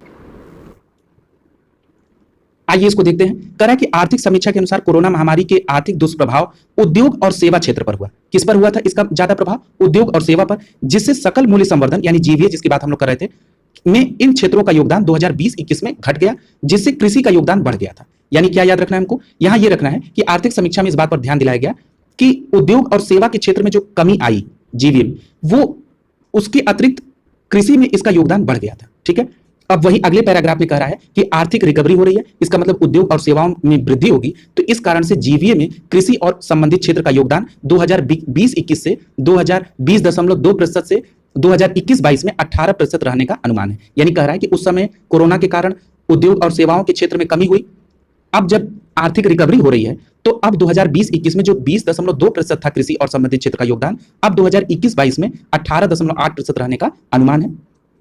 पहले अग्रिम आकलन में इसके विपरीत उद्योगों का योगदान 25.9% से बढ़कर 28.2% हो गया है। याद रखिएगा इस बात को। यानी अब उद्योगों में बढ़ोतरी हो रही है तो कृषि और संबंधित क्षेत्र में आप जीवीए में जो उसका प्रतिशत योगदान है उसमें कमी हो रही है। उसी प्रकार सेवा क्षेत्र में 53.9% से घटकर 53% 2021-22 में रहने का अनुमान है। ये अभी सेवा क्षेत्र में उतनी बढ़ोतरी नहीं हो रही है। हाल ही में 3 वर्षों में 2019-20, 2021 और 21-22 में जीवीए के क्षेत्र में योगदान की तालिका नीचे दी गई है। आइए इसको समझ लेते हैं। देखिए, दो कृषि और संबंधित क्षेत्र में अभी हम लोगों ने चर्चा की क्या कि 2020-21 में 20.2 और 2021-22 में 18.8 की बात हो रही है। ठीक है, वहीं उद्योग में देखेंगे तो 25.9% से 21-22 में 28.2 होने की अनुमान है। यानी आप यहाँ पे साफ देख रहे हैं कि 2020-21 में कृषि के संबद्ध क्षेत्र थे उसमें 20.2% थे और अब उसमें कमी होकर 18.8 2021-22 में अनुमानित है। वहीं उद्योग में आप बढ़ोतरी देख रहे हैं कि 25.9% था 2020-21 में कोरोना के कारण, अब वो वृद्धि होकर 28.2% हो रहा है। वहीं सेवा क्षेत्र में भी आप देख रहे हैं कि 53.9 से अब 53 हो गया है प्रतिशत में, यानी कि इसमें अभी उतनी रिकवरी नहीं हुई है लेकिन इसमें भी रिकवरी हो रही है। ये 3 फैक्टर इसमें इंपॉर्टेंट थे। अगला टॉपिक है टीकाकरण। टीकाकरण की बात को देखें तो टीकाकरण का एक महत्वपूर्ण स्वीकार करते हुए आर्थिक समीक्षा में बताया गया कि 16 जनवरी 2022 को अपने टीकाकरण अभियान को का 1 वर्ष भारत ने पूरा कर लिया है। इसमें 156 करोड़ से अधिक खुराक इस अवधि में दी गई है। ठीक है, इस बात को याद रखना है। ठीक है, अगला है 15 से 18 वर्ष तक के लोगों के लिए जो टीकाकरण की बात है,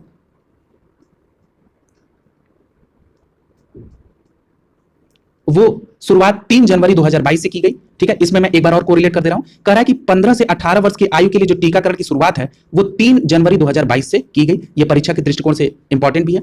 ठीक है, और इतना इसमें ध्यान रखना है परीक्षा के दृष्टिकोण से। और कह रहा है कि WHO के आंकड़े के आधार पर समीक्षा में बताया गया कि 16 जनवरी 2022 तक भारत में टीके की कुल मिलाकर 159 यानी 159 करोड़ खुराक दी जा चुकी है। ये WHO के आंकड़े के अनुसार है, इसको याद रखिएगा। विदेशी क्षेत्र में देखा जाए तो कोविड महामारी के कारण सभी व्यवधानों के बावजूद पिछले 2 वर्षों में भारत का भुगतान संतुलन अधिक रहा। इससे भारतीय रिजर्व बैंक को विदेशी मुद्रा भंडार जमा करने का अवसर मिला। अब एक प्रश्न यहां ध्यान दीजिएगा। एक बार पीसीएस या आरओ के पेपर में यह प्रश्न पूछा गया कि विदेशी मुद्रा भंडार ये इसका किसके पास इसका लेखा जोखा होता है या किसके द्वारा इसका नियंत्रण होता है। तो यहां इस स्टेटमेंट में साफ लिखा हुआ है कि जो विदेशी मुद्रा भंडार था ये भारतीय रिजर्व बैंक इस विदेशी मुद्रा भंडार को जमा करने का अवसर मिला और वो अवधि क्या बता रहा है कि 31 दिसंबर 2021 तक 634 अरब डॉलर ये हो गया है। ठीक है, यानी कि उस प्रश्न का जवाब भी मिल गया कि विदेशी मुद्रा भंडार किस बैंक को, तो भारतीय रिजर्व बैंक यानी आरबीआई को। और उन्होंने ये आंकड़ा बताया कि 31 दिसंबर 2021 तक 634 अरब डॉलर भारत का विदेशी मुद्रा भंडार है। ये मुद्रा भंडार 13.2 महीने के व्यापारिक आयात के बराबर है।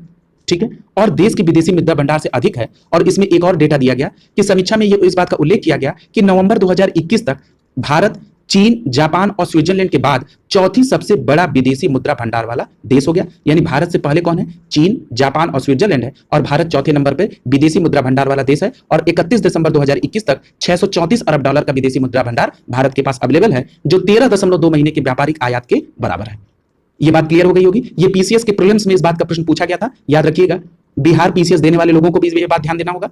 अगला प्रश्न देखिए कि जो विदेशी व्यापार में दिसंबर 2021 तक के आंकड़े में बताया गया कि 2021 की अवधि में जो देश का वस्तुगत निर्यात है वो पूर्व की वर्ष की समान की अवधि की तुलना में 49.7% अधिक रहा। ठीक है, यानी जो विदेशों में निर्यात है वो 49.7% अधिक रहा। इसमें इस अवधि में कुल वस्तुगत निर्यात जो है वो 301.4 अरब डॉलर का रहा है। पूर्व महामारी के दौरान इस अवधि की तुलना में निर्यात 26.5% अधिक रहा। ठीक है, इस बात को याद रखना है। अब यहां पर एक बात और याद रखिएगा कि जो आर्थिक समीक्षा 2021-22 है इसमें तेल मूल्यों में भारी वृद्धि के चलते अप्रैल से नवंबर 2021 के 8 महीनों की तुलना में कुल निर्यात में पेट्रोलियम उत्पाद का भाग सर्वोच्च हो गया है और यह हो गया है 14.9%, यानी 14.9% का निर्यात सर्वाधिक हो गया है। आइए इस निर्यात के चार्ट पर गौर करते हैं तो ये और स्पष्ट हो जाएगा। ये पूरी बातें यहां चार्ट में दी गई हैं। दिया गया है कि अप्रैल से नवंबर 2021 के बीच में जो 5 प्रमुख उत्पादों का जो निर्यात हुआ उसकी बात की जा रही है। उसमें सबसे ज्यादा निर्यात जो है नंबर 1 पर पेट्रोलियम उत्पाद है 14.9। निर्यात शब्द का मतलब ये होता है कि भारत से कोई वस्तु दूसरे देश में भेजी गई। उन 5 वस्तुओं में नंबर 1 पर कौन है? पेट्रोलियम उत्पाद। दूसरे नंबर पे मोती और बहुमूल्य पत्थर है। तीसरे नंबर पे लोहा और इस्पात है।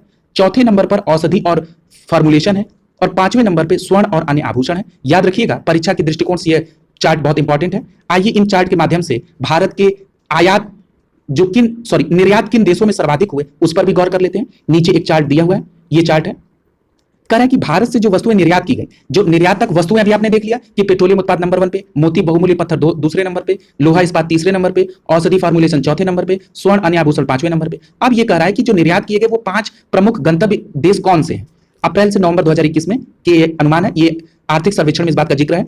नंबर 1 पे निर्यात भारत की तरफ से किया गया अमेरिका को, दूसरे नंबर पे सऊदी अरब अमीरात को, तीसरे नंबर पे चीन को, चौथे नंबर पे बांग्लादेश को और 5वें नंबर पे हांगकांग को। ये भारत से इन देशों में निर्यात का क्रम है, यानी सर्वाधिक निर्यात भारत ने अमेरिका, दूसरे नंबर पे सऊदी अरब, तीसरे नंबर पे चीन, चौथे नंबर पे बांग्लादेश और 5वें नंबर पे हांगकांग को किया है। अब आयात के लिए भी इसी प्रकार से चार्ट है। चार्ट में ये सारी बातें चार्ट में दी हुई हैं, इसको देख लेते हैं। कह रहा है कि भारत से जो वस्तुओं का आयात है, हम अब निर्यात वस्तुओं में देखा, अब हम लोग देखें कि भारत किन टॉप 5 वस्तुओं को आयात करता है। सबसे ज्यादा आयात में हिस्सा पेट्रोलियम क्रूड का है, दूसरे नंबर पे स्वर्ण का आयात करते हैं, तीसरे नंबर पे पेट्रोलियम पदार्थ का आयात करते हैं, चौथे नंबर पे पर्ल्स, पेरिसियम और सेमी पेरिसियम स्टोन का आयात करते हैं, पांचवें नंबर पे कोयला और कोक का आयात करते हैं। आयात का मतलब होता है किसी दूसरे देश से भारत में जो वस्तुएं मंगवाई गई हैं, उसमें नंबर 1 पे पेट्रोलियम क्रूड आयात में, दूसरे पे स्वर्ण, तीसरे पे पेट्रोलियम पदार्थ, चौथे पे पर्ल्स, प्रेसियम व सेमी प्रेसियम स्टोन और पांचवें पे कोयला है। अब देखा जाए कि आयात किन किन देश से सर्वाधिक हुआ, तो उसमें नंबर 1 पर चीन है। चीन से भारत सबसे ज्यादा आयात करता है और निर्यात किसको करता है? अमेरिका को। और निर्यात के दृष्टिकोण से देखा जाए तो चीन का स्थान तीसरे स्थान पर है, जबकि आयात के दृष्टिकोण से चीन का स्थान पहले स्थान पर है। दूसरे नंबर पर संयुक्त अरब अमीरात। याद रखिएगा कि वस्तुओं के निर्यात और आयात दोनों दृष्टि से संयुक्त अरब अमीरात का स्थान दूसरा है, तीसरे स्थान पे अमेरिका है, चौथे स्थान पे सऊदी अरब है और पांचवें स्थान पर इराक है। आप इस बात को अच्छी तरीके से समझ गए होंगे। चार्ट के माध्यम से समझना काफी आसान होता है, इसलिए इस बात को याद रखिएगा। एक फैक्ट अब इससे निष्कर्ष के तौर पर निकाला गया कि भारत की जो वस्तुगत विदेशी व्यापार का विश्लेषण करते हुए बताया गया कि अमेरिका भारत के साथ व्यापार शेष का सर्वाधिक अनुकूल है, जबकि सर्वाधिक प्रतिकूल चीन है। अब ये क्या है? ट्रेड बैलेंस की बात। ट्रेड बैलेंस का मतलब ये होता है कि जैसे हम किसी वस्तु में जो आयात कर रहे हैं और निर्यात कर रहे हैं, यदि उनके बीच एक संतुलन है तो उसको कहते हैं ट्रेड बैलेंस अनुकूल है। जैसे अमेरिका को कहा गया कि सर्वाधिक अनुकूल है, तो आप ये समझिए कि अमेरिका को आप निर्यात ज्यादा करते हैं और आयात के क्रम में वो तीसरे स्थान पर है, यानी वो पॉजिटिव हुआ, यानी आप उसको सामान ज्यादा भेजते हैं, उसके यहां से आप कम मंगाते हैं। चीन के साथ उल्टा है, चीन को निर्यात के क्रम में देखा जाए तो तीसरे स्थान पे, जबकि भारत आयात चीन से सबसे ज्यादा पहले नंबर पे करता है, तो यहां पे प्रतिकूल प्रभाव है। निश्चित तौर पर आप इस बात को समझ गए होंगे। अगला देखिए, कल समीक्षा में प्रस्तुत आंकड़ों के अनुसार 2021-22 में पहली छमाही में जो चालू खाते में जो घाटा है वो $3.1 था, जो जीडीपी का 0.2% है। याद रखिएगा इस फैक्ट को। और पिछले वर्ष के समान अवधि में ये जीडीपी का 2% से अधिक रहा। ठीक है, ये बात याद रखिएगा। अगला है विदेशी मुद्रा भंडार। इस बात को अभी हम लोगों ने समझ लिया है कि कितना है। 2021 तक के अंत तक जो विदेशी मुद्रा भंडार $633.6 अरब था, वो अब वर्तमान समय में कितना हो गया है? 31 दिसंबर 2021 को $634 अरब हो गया है। ये अभी हम लोगों ने इसको पढ़ा था, याद रखिएगा, ये चीज हो भी चुका है। विदेशी ऋण के मामले में देखा जाए तो भारत पर जो कुल विदेशी ऋण है वो सितंबर 2021 तक के अंत तक $593.1 अरब का है। ये बात आपने देख लिया। इसमें एक बात और याद रखिएगा कि जो विदेशी ऋण में अल्पकालिक ऋण का हिस्सा है वो मार्च 2021 के अंत में 17.1% था, जो मामूली गिरावट के साथ दिसंबर 2021 के अंत में 17% का अल्पकालिक ऋण है विदेशी। याद रखिएगा। अगला देखिए, विदेशी ऋण की तुलना में जो विदेशी मुद्रा कोष है वो 107.1% हो गए थे। ठीक है, अगला ये महत्वपूर्ण इतना नहीं था, ये महत्वपूर्ण है कि आर्थिक समीक्षा में बताया गया कि 2010 के बाद ऐसा पहली बार हुआ है जब देश के विदेशी मुद्रा कोष में विदेशी ऋण से अधिक हुआ है। ठीक है, ये बात याद रखिएगा कि 2010 के बाद ये पहली बार ऐसा हुआ जब देश के विदेशी मुद्रा कोष की स्थिति विदेशी ऋण से अब अधिक हो गई है, यानी मुद्रा कोष में अधिक पैसा है। अगला है कि लोक निर्गम के जरिए पूंजी बाजार में पूंजी विदोहन, यानी क्या करें? पूंजी बाजार का मतलब कैपिटल मार्केट में कैसे गिरावट के बाद पूंजी बाजार की स्थिति में सार्वजनिक निगमों व राइट इशूज के द्वारा संग्रहित वृद्धि 2021-22 में दर्ज की गई। इसके अनुसार जो 2020-21 के नवंबर में 29,733 करोड़ की राशि इक्विटी निर्गमों के माध्यम से 30 बैंकों द्वारा जुटाई गई। ये परीक्षा के दृष्टिकोण से कोई बहुत इंपॉर्टेंट नहीं है और ये फैक्ट बहुत है, कितना याद करेंगे। जो महत्वपूर्ण है उन बातों पर ध्यान दिया जाए। कृषि में देख लेते हैं कि भारत में विगत 2 वर्षों में कृषि क्षेत्र में विकास हुआ, यह अभी हम लोगों ने देखा भी था। यहां एक बात याद रखिएगा कि देश में जो सकल मूल्य संवर्धन यानी जीवीए है उसमें 18.8% का योगदान है। अभी आपने चार्ट के माध्यम से यह पढ़ा था कि पहले इसका योगदान जो था वो 20-21 में 20.2 था, जो कि 21-22 में 18.8 है। उसी प्रकार उद्योग में आपने पढ़ा था 25.9 था 20-21 में, अब 21-22 में 28.2 हो गया। इसी प्रकार सेवा क्षेत्र में आपने पढ़ा था 53.9 था, अब 21-22 में 53 हो गया है। इसी प्रकार यहां पर कृषि में बताया गया। अब यहां पर अभी हम लोगों ने देखा कि इसमें 3.9% की वृद्धि दर्ज की गई है। पशुधन, डेयरी और मत्स्य पालन में वृद्धि इस क्षेत्र में समग्र विकास के लिए प्रमुख योगदान है, यानी इस क्षेत्र में ज्यादा वृद्धि हुई है। वहीं आगे ये महत्वपूर्ण है कि कृषि लागत और मूल्य आयोग द्वारा, यानी जिसको शॉर्ट फॉर्म में CACP कहते हैं, उसकी सिफारिशों के आधार पर 22 अनिवार्य कृषि फसलों के लिए न्यूनतम समर्थन मूल्य यानी MSP तय की गई है। और इन 22 फसलों के लिए जो न्यूनतम समर्थन मूल्य यानी MSP तय की गई, इन 22 अनिवार्य फसलों में 14 फसल खरीफ की है जिनके नाम दिए गए हैं, और 6 फसलें रबी की हैं, 2 फसलें व्यावसायिक हैं जिसमें जूट और खोपरा है, ये शामिल है, ये भी याद रखिएगा। यानी 22 को 14, 6 और 2 में डिवाइड किया गया। इसके अलावा तोरिया और छिलके वाले नारियल को एमएसपी भी क्रमशः रेपसीड और सरसों के तेल और खोरपा के एमएसपी के आधार पर तय किया जाता है। ये भी बात याद रखिएगा, ठीक है। आगे ध्यान दीजिए कि 2020-21 में जो कृषि संबंधित ऋण है वो 15 लाख से करोड़ का लक्ष्य निर्धारित किया गया था, जो वास्तविक वितरण जो है 15,75,398 करोड़ रुपए है। इस बात को भी याद रखिएगा। इसमें एक चीज और याद रखिए कि जो इसके अतिरिक्त जो किसान क्रेडिट कार्ड है, जिसको KCC कहते हैं, इसके माध्यम से 2.5 करोड़ किसानों को यानी 2.5 करोड़ किसानों को 2 लाख करोड़ रुपए का रियायती ऋण देने की घोषणा की है, ठीक है। क्या बात है, ये परीक्षा के दृष्टिकोण से इंपॉर्टेंट है कि कह रहा है कि सरकार कृषि क्रेडिट कार्ड के जरिए 2.5 करोड़ किसानों को 2 लाख कृषि ऋण उपलब्ध कराएगी। वहीं हम आगे देखें तो बैंकों ने 17 जनवरी 2022 तक 2.7 करोड़ पात्र किसानों को KCC के जरिए KCC जारी की, यानी किसान क्रेडिट कार्ड जारी किया। इसके अलावा पशुपालन एवं मत्स्य पालन के करने वाले किसानों को भी ऋण उपलब्ध कराया गया और KCC की सुविधा उपलब्ध कराई गई। यहां पर एक चार्ट दिया हुआ है जो भारत के 5 कृषि निर्यात उत्पादन की बात की गई है। आइए इसको देख लेते हैं। कह रहा है कि सबसे ज्यादा समुद्री उत्पाद का भारत में कृषि के क्षेत्र में सबसे ज्यादा निर्यात है, जो 2021-22 में अप्रैल से नवंबर तक में देखा जाए तो ये 5.4 अरब डॉलर है। दूसरे नंबर पे चावल है, बासमती के अलावा 3.9 करोड़ डॉलर का है, अरब डॉलर का है। मसाला 2.7 अरब डॉलर, चीनी 2.3 अरब डॉलर, भैंस का मांस 2.2 अरब डॉलर। यानी यहां प्रश्न यह पूछ सकता है कि भारत में जो 5 कृषि उत्पाद निर्यात सबसे ज्यादा किए जाते हैं निर्यात के दृष्टिकोण से, उसमें सर्वाधिक कौन है, तो समुद्री उत्पाद सबसे ज्यादा कृषि के क्षेत्र में निर्यात होता है। दूसरे नंबर पे चावल है, तीसरे नंबर पे मसाला है, चौथे पे चीनी है और पांचवें पे भैंस का मांस है। आइए उद्योग में देखते हैं। उद्योग में अभी हम लोगों ने देखा कि 2021-22 में अब प्रदर्शन में सुधार हो रहा है। इस सुधार के लिए एक प्रोत्साहन योजना की शुरुआत की गई है। इसमें राष्ट्रीय अवसंरचना पाइपलाइन, राष्ट्रीय मुद्रीकरण योजना जैसी पहल शामिल है। इसमें औद्योगिक क्षेत्र में जो सुधार के लिए विभिन्न जो डेटा जो परीक्षा के दृष्टिकोण से इंपॉर्टेंट है, यह अभी हम लोगों ने पढ़ा है कि औद्योगिक क्षेत्र में जो 2020-21 में 25.9% जीवीए में योगदान था, अब वो बढ़कर 21-22 में 28.2% हो गया है। विनिर्माण के क्षेत्र में भी हम लोगों ने देखा कि क्या परिवर्तन हुआ। इस प्रकार हम लोग अब उद्योग में FDI यानी फॉरेन डायरेक्ट इन्वेस्टमेंट की बात कर लें। अब ये निरंतर विगत वर्षों में इसमें वृद्धि देखी जा रही है। आर्थिक समीक्षा के अनुसार 2014-15 में भारत में FDI का अंतर प्रवाह 45.14 अरब डॉलर था। अब इसे लगातार वृद्धि हो रही है और भारत ने उच्चतम वार्षिक FDI अंतर प्रवाह 2020-21 में 81.97 अरब डॉलर अंतरिम है, जो वर्ष 2021-22 में पहले 6 छमाही में FDI का अंतर प्रवाह बढ़कर 42.87 अरब डॉलर पर पहुंच गया है, ठीक है। बीच में कोविड के कारण FDI में कमी आई थी, इस बातों को आपको ध्यान में रखना होगा। आगे चलिए।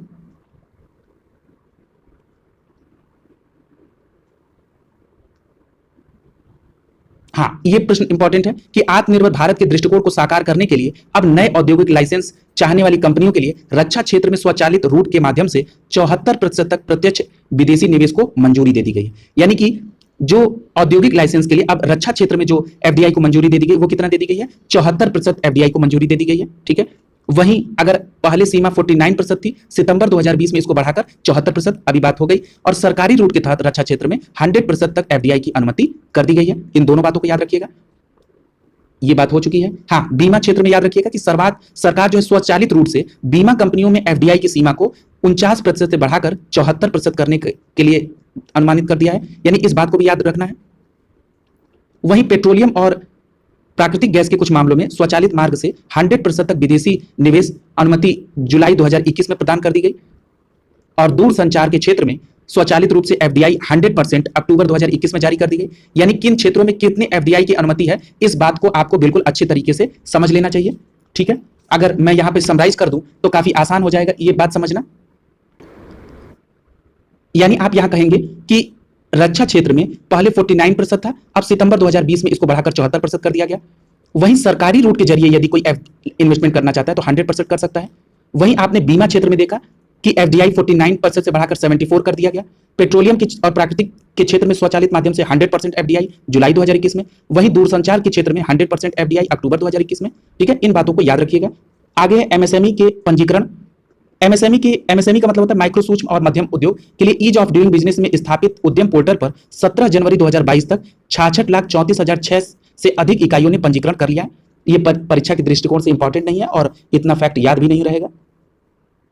हाँ, ये इंपॉर्टेंट है। सेवा क्षेत्र में देख लीजिए, सेवा क्षेत्र में सकल घरेलू उत्पाद जो जीडीपी है, वो सेवा क्षेत्र का योगदान 50% से अधिक है। कोविड-19 महामारी के दौरान अर्थव्यवस्था में अधिकांश क्षेत्रों में प्रतिकूल प्रभाव पड़ा और इसमें सबसे ज्यादा क्षेत्र पर प्रभाव पड़ा सेवा क्षेत्र पर। और अभी आपने पीछे देखा था कि सेवा क्षेत्र में जो योगदान किया गया था वो कितने प्रतिशत किया गया था, 53% हो गया है अब, और 2021-22 में, और 2020-21 में ये 53.9 था। तो वही कहा गया कि योगदान 50% से अधिक है। आगे देखिए, इस बात की चर्चा भी हो गई कि 2019-20 में 55% था, जो 2020-21 में घटकर 53% हो गया है। ये चर्चा अभी हम लोग। एक बात याद रखिए कि जिनको, अगर ये सेवा क्षेत्र में क्या क्या आता है, तो सेवा क्षेत्र में जैसे कि खुदरा व्यापार, होटल, आतिथ्य, मनोरंजन, ये सारी चीजें जो हैं वो सेवा क्षेत्र में आती हैं। और एक बात और आपको परीक्षा के दृष्टिकोण से याद करना होगा कि सेवा में जो वैश्विक निर्यात में भारत पहले 10 राष्ट्रों में है। अब यानी कि सेवा क्षेत्र में अगर वैश्विक निर्यात की बात की जाए तो भारत पहले 10 राष्ट्रों में शामिल है, जो भारत के कुल सेवा निर्यात में लगभग 45% हिस्सेदारी सॉफ्टवेयर निर्यात की है। इस बात को भी याद रखना होगा। यानी सेवा क्षेत्र के निर्यात में भारत टॉप 10 कंट्रियों में शामिल है और उस सेवा क्षेत्र के निर्यात में सबसे ज्यादा 45% योगदान सॉफ्टवेयर इंडस्ट्रीज की है। अगला सागरमाला कार्यक्रम देखते हैं। यह परीक्षा के दृष्टिकोण से इंपॉर्टेंट है। इसमें देश में 7500 किलोमीटर की जो लंबी तटरेखा है और 14500 किलोमीटर लंबे नौवहन योग्य जलमार्ग तथा प्रमुख समुद्री व्यापक मार्गों का लाभ उठाकर बंदरगाह आधारित विकास को बढ़ावा देने के लिए बंदरगाह, नौवहन और जलमार्ग मंत्रालय एक प्रमुख कार्यक्रम है। ठीक है, यानी ये कौन सागरमाला कार्यक्रम के बारे में बता रहा है कि सागरमाला कार्यक्रम के बारे में के माध्यम से हम भारत में जो बंदरगाह, नौवहन और जलमार्ग मंत्रालय द्वारा एक पहल की गई, जिसके माध्यम से बंदरगाह आधारित विकास को किया जाएगा। भारत में स्टार्टअप विगत 6 वर्षों में उल्लेखनीय रूप से बढ़ रहा है और इसमें अधिकांश स्टार्टअप जो है वो सेवा क्षेत्र से संबंधित है।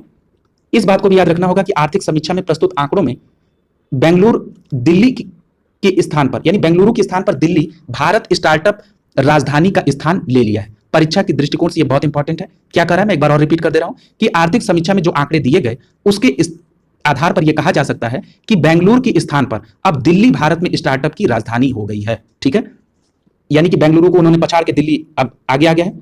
याद रखिएगा कि समीक्षा में प्रमुख आंकड़ों के अनुसार 2021 में देश में रिकॉर्ड 44 स्टार्टअप यूनिकॉर्न की श्रेणी पर पहुंच गया है और देश में सबसे अधिक 11,308 पंजीकृत स्टार्टअप महाराष्ट्र में है। यह भी याद रखना है। 14 जनवरी 2022 को स्थिति के अनुसार जो 277.77 अरब डॉलर के मूल्य वाले कुल 83 यूनिकॉर्न थे। यह भी बात याद रखनी है। और यह याद रखना है कि महाराष्ट्र में सबसे ज्यादा पंजीकृत स्टार्टअप है। भारत अमेरिका और चीन के बाद विश्व में तीसरा सबसे बड़ा स्टार्टअप इकोसिस्टम बन गया है। यह भी बात इंपॉर्टेंट परीक्षा के दृष्टिकोण से कि भारत अमेरिका और चीन के बाद तीसरा सबसे बड़ा स्टार्टअप केंद्र है और भारत में सबसे बड़ा स्टार्टअप रजिस्ट्रेशन महाराष्ट्र में है। राज्य और केंद्र शासित प्रदेश में जीएसवीए में सेवा क्षेत्र की हिस्सेदारी क्या है, तो याद रखिएगा कि आर्थिक समीक्षा के में प्रस्तुत आंकड़ों के अनुसार देश के 33 राज्य और केंद्र शासित प्रदेशों में 12 में सेवा क्षेत्र का मतलब जो सकल मूल्य संवर्धन है, जिसको शॉर्ट फॉर्म में जीएसवीए कहते हैं, में 50% से अधिक योगदान है। किसका? 33 मतलब 28 राज्य और 8 केंद्र शासित प्रदेश, इनको मिला दें तो हमारे कुल मिला के 33 राज्यों का इसमें 50% से अधिक योगदान है।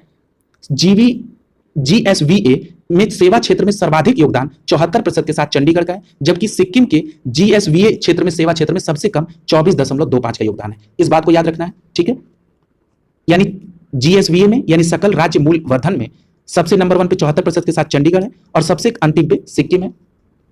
वही बात करें पिछले वर्ष में तो हिमाचल प्रदेश, उड़ीसा जीएसवीए में सेवाओं में हिस्सेदारी में 4% से अधिक की वृद्धि हुई है। सतत विकास और जलवायु परिवर्तन नीति आयोग के एसडीजी इंडिया सूचकांक तथा डैशबोर्ड का भारत समग्र स्कोर 2020-21 में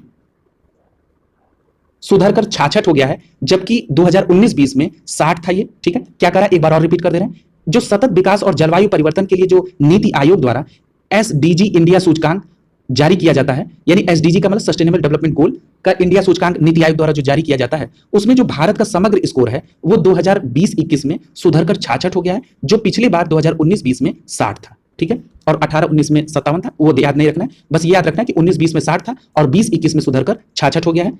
याद रखिएगा कि फ्रंट रनर्स में 2020-21 में 22 राज्य हैं तथा केंद्र शासित प्रदेशों में बढ़ी जो 2019-20 में 10 थी। ठीक है, क्लियर हो गया।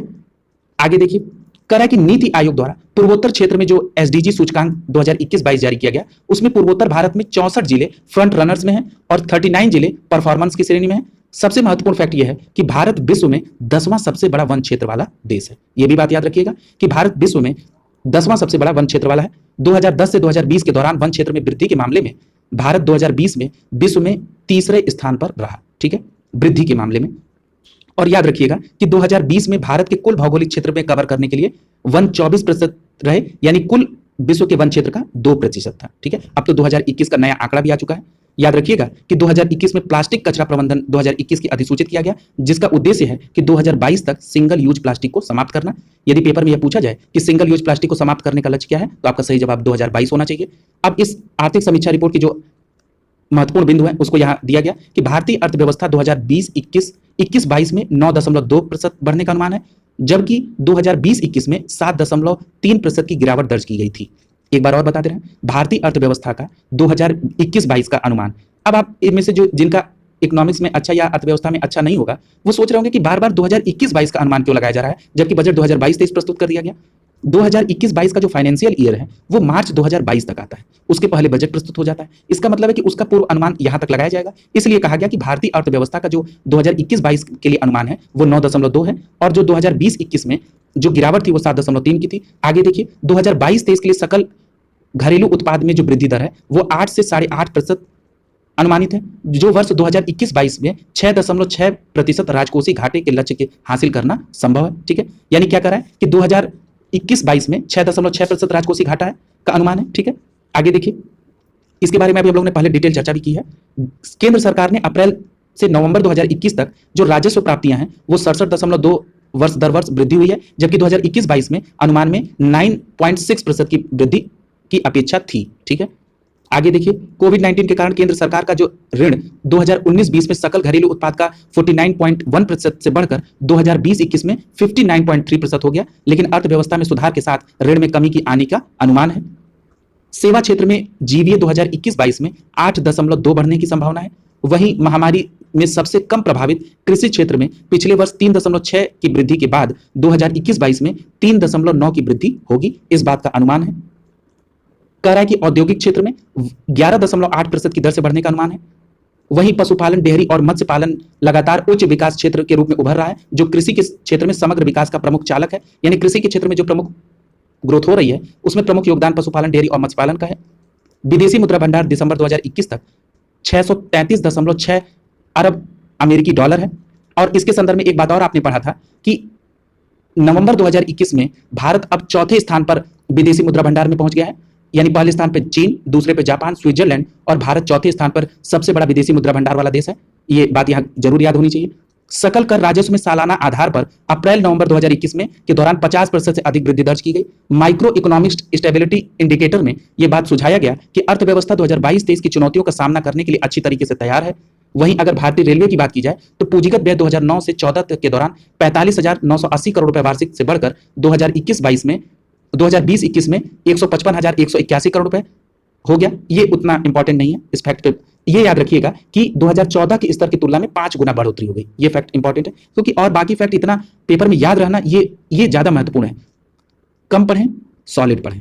आगे देखिए, वर्ष 2020-21 में प्रतिदिन सड़क निर्माण की जो सीमा को बढ़ाकर 36.5 किलोमीटर प्रतिदिन कर दिया गया है। ठीक है, जो वर्ष 2019-20 में 28 किलोमीटर प्रतिदिन थी। इस प्रकार 30.4% की बढ़ोतरी दर्ज की गई। ये इंपॉर्टेंट फैक्ट है, इसको याद रखिएगा।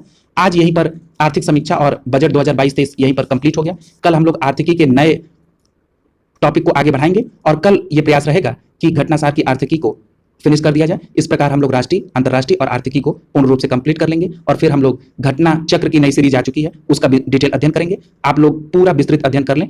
जब इन डिटेल वीडियो को मेरा ये सुझाव होगा कि कम से कम पहले 1-2 बार आराम से और फिर उसके बाद तीसरी बार थोड़ा सा स्पीड में इसको पढ़ लें, ताकि सारे फैक्ट आपके महत्वपूर्ण फैक्ट आपके ध्यान में आ जाए। आपको ये मालूम चल जाए कि हमको परीक्षा के दृष्टिकोण से किन बातों पर विशेष ध्यान देना होगा, क्योंकि इन परीक्षा की जो पत्रिकाएं होती हैं करंट की, इसमें कई सारे अतिरिक्त फैक्ट होते हैं, क्योंकि इन पत्रिकाओं की उपयोगिता केवल प्रीलिम्स में ही नहीं, मुख्य परीक्षा में भी इनकी महत्वपूर्ण उपयोगिता होती है। इसलिए इस पत्रिका को आपको अपने मुख्य परीक्षा तक संभाल के रखना होगा। उसमें मैं इसकी उपयोगिता का जिक्र भी करूंगा। आज के लिए इतना ही। आप सभी का बहुत बहुत धन्यवाद।